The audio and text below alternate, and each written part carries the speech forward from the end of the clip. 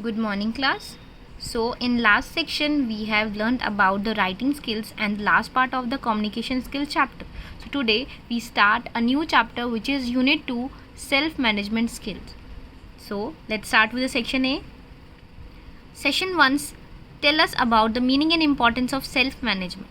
So self management may be defined as the management of oneself, which include taking responsibility for one's behavior and well-being.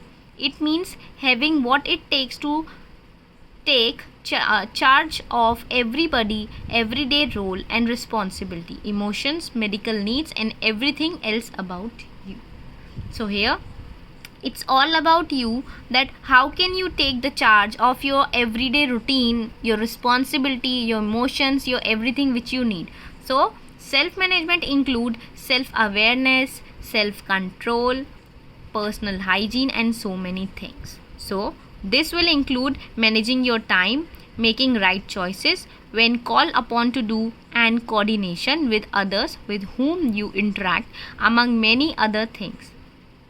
Effective self-management will help you avoid stress and give you a new perspective of opportunities and weight you in life.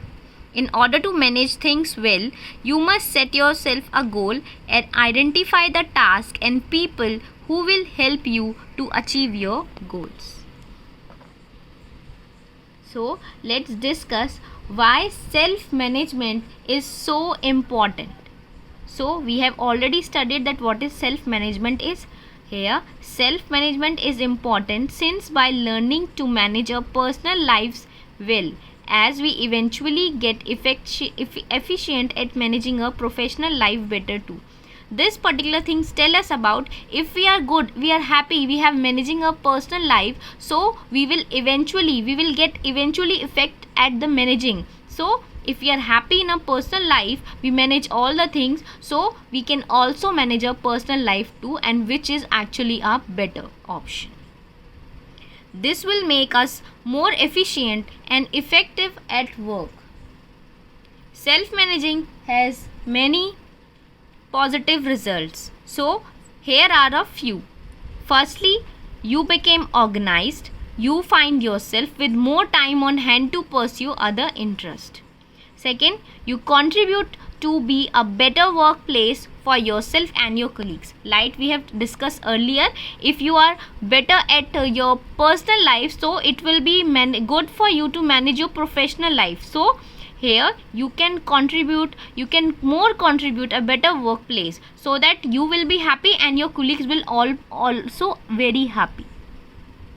You will find increased productivity both at individual level and as a team. So here at individual level you will be more creative, you will increase the productivity, but if you work as a team, then also you help others to find and increase the productivity. You will find yourself focused as you begin to understand what it is you want the most. The moment you understand that what you want, so on that particular point you will find focused yourself on that particular goal. You become a more responsible person as you go about doing things in an organized manner and will command respect from others in return. So in this point it explains, the more you become responsible, the more you become, or you can do your work in an organized manner, that the more person will respect you in return. Self-management breeds self-discipline as you learn to manage your time and resource efficiently. And last point is, self-management will boost your self-confidence as you find yourself managing things better. The more you find yourself managing things better, the more your self-confidence boosts up, and this will give you a self-confidence. So that's all for today. I hope you all are well. Keep safe yourself and stay at home only. Bye class.